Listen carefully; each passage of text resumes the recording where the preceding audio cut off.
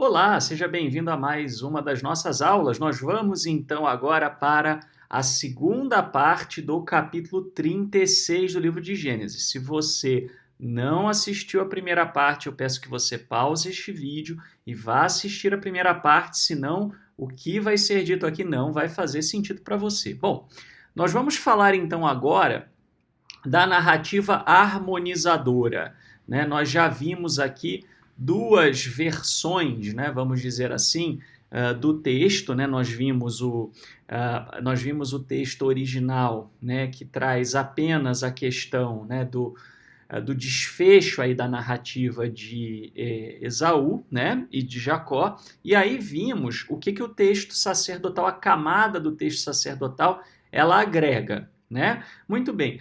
Como a narrativa harmonizadora ela é a maior delas, responde pela maior parte dos acréscimos em termos de camada, então eu deixei ela em preto para não ficar um negócio extremamente colorido aqui, tá? Mas basicamente, então, o que nós temos é o seguinte, né? A narrativa, lembrando, a narrativa original, ela está em verde, né? Depois o texto sacerdotal original em azul, tá? E a narrativa harmonizadora depois. O que é a narrativa harmonizadora? A narrativa harmonizadora como a gente viu, ela foi escrita num momento, provavelmente lá para o século IV, né, antes da Era Comum, no momento em que já se começou a olhar para a Bíblia hebraica como um todo, né? E aí, quando você olha para a Bíblia hebraica como um todo, você começa a ter tradições diferentes, né? Por quê? Porque, como eu falei, os semitas não tinham uma preocupação de escrever um texto histórico, eles tinham uma preocupação de contar uma narrativa com o objetivo de informar os seus leitores de algumas coisas. Geopolítica, etiologia, e uma série de outros elementos, né? A própria ética, moral, né? Justificar determinados padrões de conduta da sociedade, etc. Né? Então, é absolutamente natural que em livros diferentes você pudesse ter tradições diferentes. Né? Eles tinham, inclusive, faziam uso, né, de folclore popular, de lendas, etc. Né? E juntava aquilo tudo ali e, de repente, você tinha versões diferentes de uma mesma narrativa, né? E aí, quando isso acontece, obviamente, num dado momento, você tem alguém olhando para aquele todo e falando, não, pera lá, a gente precisa aqui conciliar essas coisas, tá? E o texto harmonizador, ele vai fazer isso, tá? Então, assim, o primeiro elemento que a gente percebe da narrativa harmonizadora, tá? É falar bastante, né, sobre a questão da descendência de Esaú, né? Pode ser até que essa primeira partezinha, eis a descendência de Esaú, seja do texto sacerdotal, isso caberia, né? Mas essa coisa de dizer que Esaú é Edom, né? Assim, de dizer, olha, isso daqui, Esaú é Edom, é algo que muito provavelmente já surge de um momento em que isso não era tão claro assim, né? O texto sacerdotal, ele não faz esse tipo de referência o tempo todo, tá? O texto harmonizador, ele toda hora informa o leitor como se o leitor não soubesse, né, com muita clareza que Esaú é Edom, o que significa que na época em que ele foi escrito, isso não era tão claro assim, tá? Por algum motivo. E aí ele vai falar, né, de mulheres que ele vai tomar, né? Esaú tomou Ada, filha de Elon, ou Olibama, filha de Aná, filha de Sebaon, o Orreu, né? Aqui nós temos nós vamos ter, né, Sebeon, na verdade, né? Aqui ele vai ser chamado num dado momento de Ivita e num outro de Orreu, né? Existe provavelmente uma glosa, né, onde diz que é Ivita, tá? Mas existe uma pequena contradição aí dentro do próprio capítulo, né? E isso eu fui olhar os textos, as principais fontes, né, textuais, o texto massorético, a Septuaginta, eles trazem essa glosa, os dois trazem a glosa, né? Chama de Ivita num ponto, Orreu em outro. A Bíblia de Jerusalém já corrige essa glosa, mas se você pegar uma outra tradução, tipo uma Almeida, você vai ver essa aparente contradição. O texto samaritano, ele não traz essa contradição. Mas o texto samaritano, ele procurou corrigir um monte de inconsistências. Ele é um texto bem posterior ao massorético, né? A família que deu origem ao texto massorético e a família que deu origem à Septuaginta, né?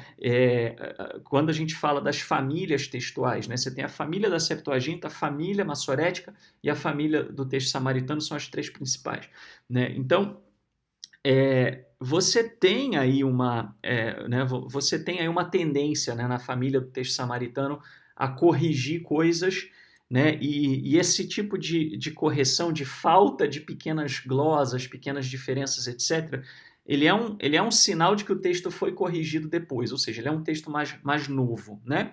Muito bem. Aí você vai ter, então, né, ele vai falar dos filhos que Esaú teve em Canaã. Aí você vai ter a questão da migração, que a gente já falou.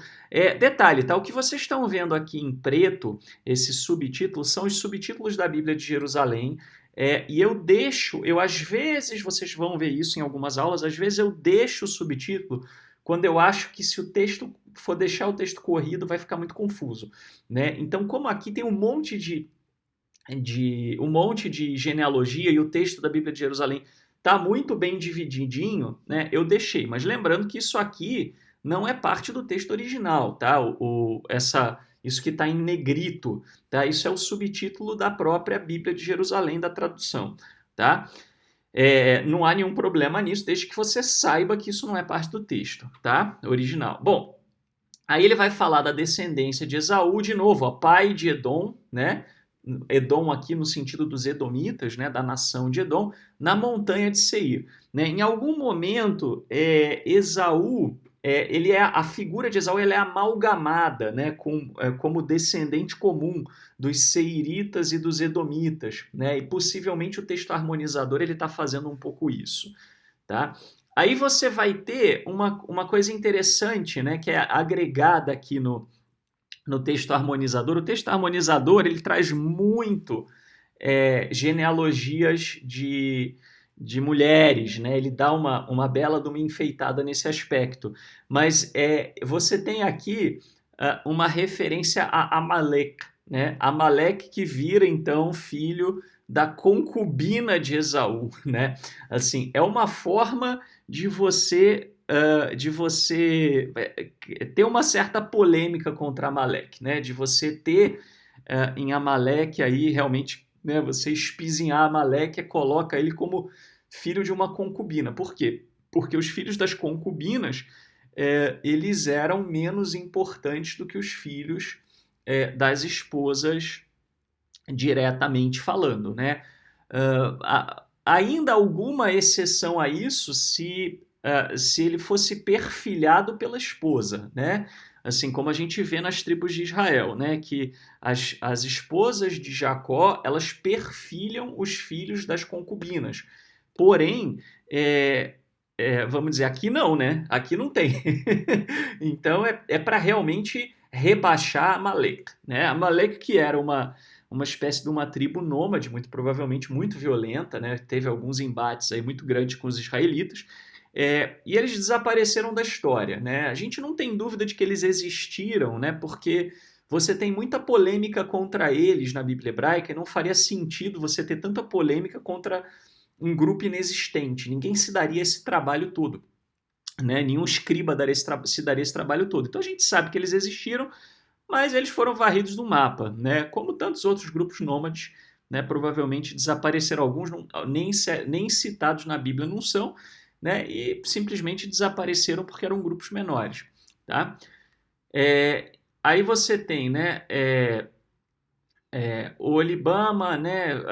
Sebeon, etc. Você vai ter uma repetição, repara, tá? Você começa a ter uma certa repetição, ó. Aqui você vai ter os filhos de Elifaz, ó, sendo ditos pelo texto sacerdotal, e aí de novo vai repetir quais são os filhos de Elifaz, tá?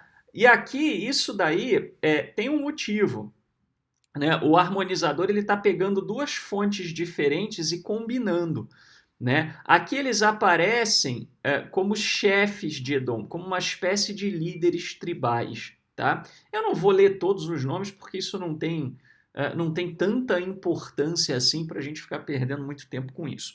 Tá? Apenas alguns pontos de destaque, né, vão ser algumas diferenças entre as listagens. E se você comparar com Gênesis 26 a 28, que é onde aparece também uma descendência de Esaú, você vai ver algumas diferenças. Tá? Tem um comentário do Tsemaioré que ele lida com isso. Tá? Ele vai explicar por que tem diferença na genealogia de Esaú. Tá? Né? E aí você vai ter também é interessante, né? Assim, os filhos de Seir, o Horreu, né? Reparem como Seir, num dado momento, né? Num primeiro momento, ele é um dos apelidos de Esaú, né? E aqui ele vira outra pessoa, tá?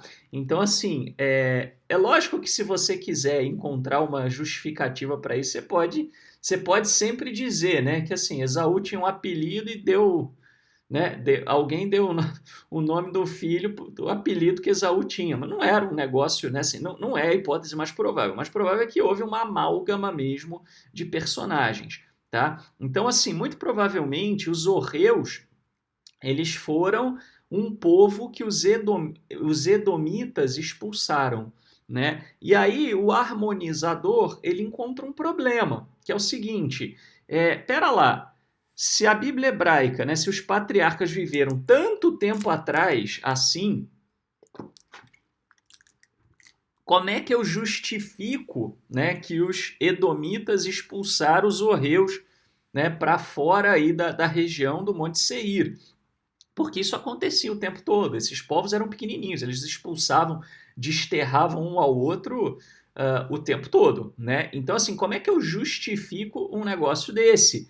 Né? Então, eu faço Seir, né? Eu faço uma amálgama aí entre os horreus e os edomitas, tá? Eu coloco todo mundo como descendendo da mesma pessoa, etc. Tá? Então, isso daí tem esse objetivo, mas você percebe nitidamente, né, que não eram exatamente o mesmo grupo de pessoas, tá? Aí você vai ter uma referência, até faltou aqui eu colocar, né? Eu botei Aná aqui para não ficar, o pessoal não achar que Ana é nome feminino, tá? Mas aqui é masculino, né? Os filhos de Sebeon, né? E aí você tem a Aná. Aí você tem uma pequena história sobre Aná, né? Aná encontra as águas quentes no deserto. Quer dizer, ele encontrou uma fonte termal quando apacentava os jumentos de seu pai Sebeon, né? Como vocês vão ver no comentário da Jewish Study Bible, a gente não tem muita informação dessa história. Isso provavelmente tinha alguma coisa a ver com a realidade dos leitores naquela época, tá? É bem possível que você tivesse aí, por exemplo, os filhos de Aná, né, falando que aquela fonte lá estava na família deles e tal, naquela época, e aí isso aqui é para legitimar, né, os filhos, ou talvez tivesse algum folclore sobre isso. Fato é que você associar nomes a coisas que aconteceram, algumas coisas que aconteceram, não é incomum nas genealogias, isso aparece o tempo todo. Tá? Até inclusive na própria Bíblia hebraica, não só nela, mas na literatura semita de um modo geral. Né? E aí vai ter os chefes dos horreus até, né, os clãs dos horreus na terra de Seir. Então repara, né, os horreus eles eram um povo que habitou na terra de Seir provavelmente antes, né, dos edomitas. O que a gente sabe, eles provavelmente, né, o que a história indica é que eles foram desterrados pelos edomitas, tá? Né? E depois os edomitas, né, viriam a ser desterrados ou, na verdade, integrados, absorvidos por Judá mais adiante, né, na história. Bom, aí ele vai falar dos reis de Edom, né? Eis os reis que reinaram na terra de Edom antes que reinasse um rei dos israelitas. Então aqui você tem um ponto interessante, né, que é o fato de que a monarquia em Edom ela antecedeu a monarquia em Israel, né? Aqueles povos naquela região, eles não tinham, no começo eles não tinham reis, tá? Eles tinham líderes tribais, né? Juízes, a gente pode dizer. E por que eles se organizavam assim?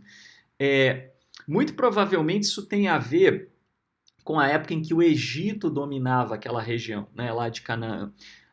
Você teve um momento em que o Egito dominou, aí houve um declínio do Egito, aquela região ali ganhou uma certa independência e aí as monarquias surgiram.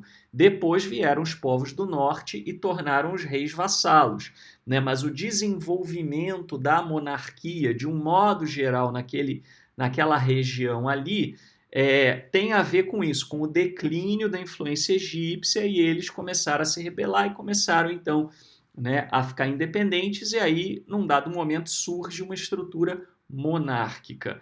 Tá? Isso aconteceu, inclusive, com Israel.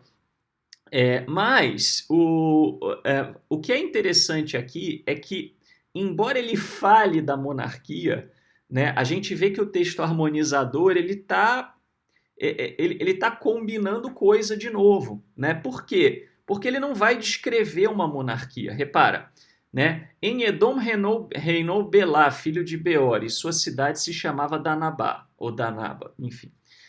Belá morreu e em seu lugar reinou Jobabe, filho de Zará de Bosrá. Jobabe morreu e em seu lugar reinou Husã, da terra dos Temanitas. Husã morreu e em seu lugar reinou Haddad, filho de Badad, que derrotou os Midianitas, ou Madianitas, do campo de Moabe, e sua cidade chamava-se Avit. Haddad morreu e em seu lugar reinou Semlá de Masrecá, enfim. Semlá morreu e em seu lugar reinou Saul de Reobote na área. Saul morreu, em seu lugar reinou Balanã, filho de Jacobor. Balanã, filho de Jacobor, morreu, em seu lugar reinou Haddad. Sua cidade chamava-se Faú. Sua mulher chamava Metabel, filha de Matred de Mesaabe. O que tem aqui de exótico? Tá? Nenhum desses reis foi sucedido pelos seus filhos. E nenhum desses reis foi sucedido por alguém que reinou no mesmo lugar. Tá? Isso aqui é artificial. Isso seria, na prática, impossível. Né? Por quê? Porque você teria algum desses reis teria deixado descendente. Algum desses reis teria sido sucedido pelo próprio filho. Algum desses reis teria sido sucedido por alguém que reinaria na sua própria terra. Né? Mesmo que estivesse morrendo rei para Dedéu, não era incomum morrer rei para Dedéu. Mas não tem ninguém que deixou um descendente, né? Todo mundo ser morto por rei estrangeiro não faz sentido. Você não tem nenhuma outra lista genealógica igual no Oriente Médio inteiro.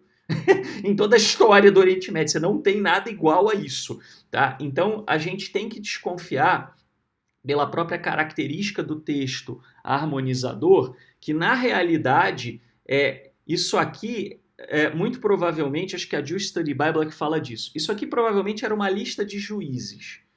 Tá? E era uma lista de juízes e, de repente, alguns que se tornaram mais importantes, etc., né? De líderes tribais e, de repente, o harmonizador foi lá e... Não, mas pera lá, nessa época já era para ter rei e botou lá que eles eram reis, mas muito provavelmente não eram reis. Não faria sentido, dentro de uma estrutura monárquica, você ter uma bizarrice dessas, né? A não ser que isso aqui seja a anomalia da anomalia histórica. Pode acontecer? Pode, mas é muito improvável, né, que a gente esteja falando de algo assim. Considerando que todo esse texto aqui é uma, né, é uma harmonização de listas, tá? Aí é praticamente impossível que seja algo desse tipo. Aí ele vai falar dos chefes de Esaú segundo os clãs, né? De novo, né? E aí ele vai completar, né? Ele vai trazer, ele vai repetir de novo alguns, né? O Olibamá, na verdade, ele vai ser mencionado, ó, pelo texto harmonizador em outra lista. Ó. Essa lista aqui já é a lista sacerdotal, tá vendo? Né? E aí, por fim, ele conclui daquela forma que a gente viu, né? Foi o texto sacerdotal que transformou essa quantidade de pessoas aí em 11 de propósito, né? Para chegar em 11, para ser um a menos que Jacó. Né? Repare, então o objetivo aqui não era contar uma história, né? Vamos dizer assim, como a gente faz na nossa cultura, né? Era colocar realmente, era dizer, olha, os edomitas eles são inferiores a nós, né? Eles não foram tão abençoados quanto nós. Essa é a mensagem, né? E a gente tem que se acostumar. O texto bíblico ele não é menos sagrado, menos importante, menos belo, porque ele não corresponde às suas expectativas, né? Ou às expectativas dos religiosos fundamentalistas, né? De que só faltam achar que ele caiu pronto do céu, né? Assim, e se bobear traduzido, né? Assim, alguém olhou para o céu, abriu a nuvem e caiu o livro. Não era assim, né? Ele é fruto da sua cultura também, né? Ele tem belíssimas mensagens, né, que são sagradas, né, que são mensagens que nos ensinam muito sobre o eterno, sobre o desenvolvimento do monoteísmo, da ética, do amor ao próximo, do caráter, da integridade, etc. Mas eles são fruto da sua cultura, eles não foram escritos dentro de uma cultura ocidental século XXI. E a gente tem que entender isso e aceitar isso, né? Muito bem, eu digo muito isso, né, porque assim, eu sei que tem gente que começa a assistir os vídeos, nossos vídeos aqui, dos mais variados pontos. Então, eu acho que é importante, né? Tem muita gente, às vezes, que pega o que eu falo pela metade e fica até meio chocado, né? Mas não deveria, né? Porque se está entendendo o todo do que eu estou falando, né? Não é no sentido de você desfazer do texto bíblico, mas sim de você entender o texto bíblico pelo que ele é, né? Mal comparando, é como quando você se casa, né? E você descobre que o seu marido não é o marido que você fantasiou que ele era, né? Você começa a ver quem ele é na realidade, né? E aí é que realmente você tem um desenvolvimento mais sólido do amor, né? Eu vou amar aquela pessoa que é do jeito que ela é e não do jeito que eu quero que ela seja, né? Muito bem. Falando então do que o harmonizador tentou fazer, né? O escriba harmonizador, né? Lá para o século IV, o Tsemaiorê ele fala o seguinte: o texto harmonizador está arbitrando aqui entre duas tradições. Por um lado, há adições de um escriba de santidade a Gênesis 26 a 28. O que é o escriba de santidade? O escriba de santidade, né, ou códice de santidade, é um trecho da Torá, da Bíblia hebraica, né, mais especificamente da Torá, que foi escrito. Aliás, tem coisa que é fora da Torá também, né? Mas, enfim, é um texto que ele é sacerdotal, mas ele não foi escrito no mesmo período dos primórdios dos textos sacerdotais. Os primeiros textos sacerdotais, eles foram escritos numa época em que o sacerdócio ainda era muito elitizado, né?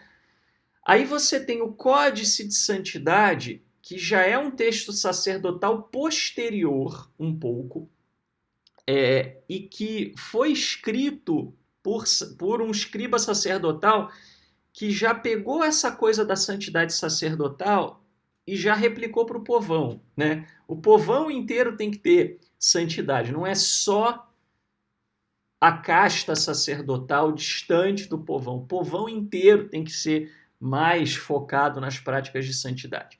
Tá? Então, e você vê isso no judaísmo, inclusive, né, cada vez mais forte, né, ao ponto que hoje, se você pega, por exemplo, o farisaísmo, né, que foi o judaísmo que sobreviveu, o principal que sobreviveu, né, o resto das seitas judaicas do Segundo Templo simplesmente desapareceu.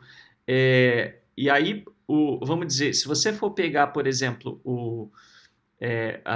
a ortodoxia judaica hoje, né, que é herdeira direta do farisaísmo, né, você percebe que assim todas aquelas práticas dos sacerdotes em termos de pureza, né, de ritualística, de purificação cerimonial, etc, etc, você vai encontrar no judaísmo hoje massificado, não aplicado a uma casta, mas povão, né?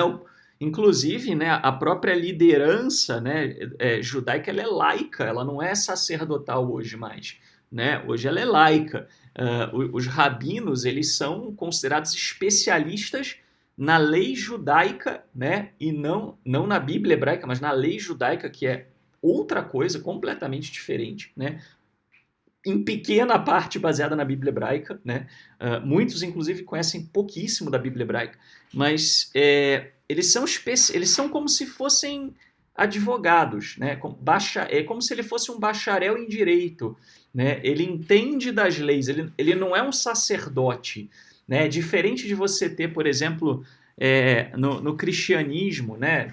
Pega o catolicismo, por exemplo, onde o padre ele é um sacerdote, né? Ele não chegou onde ele chegou porque ele tem conhecimento, porque ele estudou aquilo. Ele chegou onde ele chegou porque ele recebeu uma autorização para ser um mediador com a divindade, né? Não que ele não possa ser um estudioso, mas é outro tipo de relação, né? É outro tipo de relação religiosa, tá? Então, assim, o escriba de santidade ele faz isso, um pouco esse movimento de tirar da casta, da elite sacerdotal, que era mais parecido com o que é o catolicismo, embora não igual, óbvio, né? Mas eu digo em termos da relação, né, dos sacerdotes com o povo, etc., né? Ou com os pastores, era mais parecido com isso. Ele tira desse pessoal, né, e joga, não tira, mas ele democratiza mais essas práticas, tá? Então isso é o texto de santidade. E esse texto de santidade, por uma série de razões, ele faz alguns acréscimos em algumas partes né, da história, da narrativa de Gênesis. Quando eu falei de Gênesis 26 a 28 até, né, talvez tenha sido uma falha minha, eu não diferenciei entre o escriba de santidade e o texto sacerdotal, porque não era muito relevante, mas acabou que aqui é. Tá? Então entenda né, que se você assistir a aula de Gênesis 26 a 28, você não vai ver essa diferenciação aí. Meia culpa, meia máxima culpa, né? Mas o texto sacerdotal ele é responsável por agregar esposas, né, a Esaú, tá? Então ele traz Judite, filha de Beri, Basmate, filha de Elon, ambas hititas ou etéias, enfim. Depois de saber do descontentamento de seus pais em suas escolhas, Esaú toma uma terceira esposa, a filha de Ismael, Maelet, né? Ismael era o irmão mais velho de Isaac, espelhando seu irmão Jacó, que também se casa com seus primos em primeiro grau. Então, o texto de santidade, né, ele está preocupado em tornar essa coisa de casar com um primo mais palatável, né? Então ele põe isso não como uma exclusividade de Jacó, mas algo que outros fazem também, como por exemplo o caso de Esaú, tá? Então o texto harmonizador ele conhece essas adições à genealogia de Esaú que foram feitas depois do texto sacerdotal. Lembra que eu falei? O texto sacerdotal ele vem antes do de santidade, né? Por outro lado, há uma tradição sacerdotal no 13, de 10 a 13, que inclui Basemate, embora não a identifique como prima de Esaú, mas também Esaú se casando com Adá, até então desconhecida, né? Aqui, não, né? Então, a nacionalidade de nenhuma mulher, né, é registrada. Segundo, eu sempre coloco aqui, né? Segundo, porque senão o pessoal não entende. Então, segundo o escriba sacerdotal, faltou aqui colocar, tá? Segundo o escriba sacerdotal, né, tava P porque o apelido no meio acadêmico do escriba sacerdotal é P, tá? Então, segundo o escriba sacerdotal, estas são as únicas esposas de Esaú. Então, assim, você tem o texto harmonizador, ele tem de um lado, assim, Esaú só tem essas esposas. De outro, Esaú tem mais esposas. E agora, o que eu faço com isso? Né? Você não precisa entender os detalhes, no nível do detalhe. Só você ter uma ideia geral, não precisa decorar quem é que foi acrescentado aqui e ali. O texto harmonizador ele chega numa conciliação, ele resolve o dilema. Como? Ele aceita os nomes sacerdotais Adá e Basemate, mas também Esaú casa com sua prima, como faz nos nomes do escriba de santidade. No texto harmonizador, no entanto, há diferenças quanto ao do escriba de santidade. Basemate substitui Maelet como prima de Esaú, e Olibama, a Horita, substitui Judite, a Hitita, talvez porque o texto harmonizador rejeite Judite como um nome judaico demais. Tá? Então, assim, o texto harmonizador ele mantém Esaú casando com primas, tá? Porém, ele troca os nomes, né? E aí você vai ter comentaristas depois dizendo, são dois nomes da mesma pessoa. Não é, né? Assim, aliás, dificilmente... deixa eu arrumar a câmera. Eu já falei para vocês que a câmera aqui tem um foco meio bobo, né? Meio burrinho. Dificilmente na Bíblia hebraica, quando você tem dois nomes, é realmente a mesma pessoa com dois nomes. Às vezes acontece, mas muitas vezes é resultado de um processo de amalgamar tradições. Tá? Então aqui acontece exatamente isso. E possivelmente no caso de Judite, né, Yehudit, né, inclusive significa literalmente judia, né, seria como Yehudia hoje em dia. Né? Então ficaria meio esquisito e provavelmente por isso, né, na época do texto sacerdotal, né, o termo judeu, judaico, né, etc., já era, na época do texto harmonizador, já era mais forte. Né? Você começa a ver isso em alguma literatura pós-exílica com mais intensidade. Tá? A questão de Amalek, eu já falei, só vou ler aqui o comentário da Jewish Study Bible. Né? Essa lista fornece os nomes dos filhos de Esaú e de seus filhos. A concepção de Amalek por uma concubina pode ser um desdém relacionado à sua identidade como inimigo implacável do povo de Israel e do Eterno. Né? Aí você tem os textos, né? Êxodo 17, de 8 a 16, Deuteronômio 25, 17 a 19, que falam de Amalek como um grande inimigo. Né? A repetição, os indivíduos do versículos 9 a 14 estão aqui listados como chefes de mesmo nome dos clãs edomitas. Né? Eu já expliquei o porquê dessas repetições. Um leitor atento de Gênesis 36 notará imediatamente que a lista dos filhos de Esaú é repetida 2 vezes e que os nomes dos netos de Esaú são repetidos ainda uma terceira vez nos versículos 15 a 18. Por que tanta repetição? Justamente porque são camadas. Né? Ele, ainda mais, principalmente o texto harmonizador, ele está trabalhando com tradições diferentes. Vocês vão ter alguns acadêmicos que acham que você pode ver, inclusive, alguns acadêmicos talvez tentando dividir, né, em mais do que 3 camadas, tá? Por entender que o harmonizador pegou textinhos escritos e juntou. Tá? Isso pode acontecer. Não é muito claro se o harmonizador trabalhou com tradições escritas ou tradições orais, ou simplesmente juntou ideias de outros textos. Tá? O de Semaioria vai pela linha de que ele juntou ideias de outros textos, né? Mas também tem informações ali que a gente vê que talvez possam vir de outras fontes. Como eu falei, tudo muito incerto quando a gente fala de Gênesis 36. Gênesis 36 é um caso muito à parte, muito exótico. Né?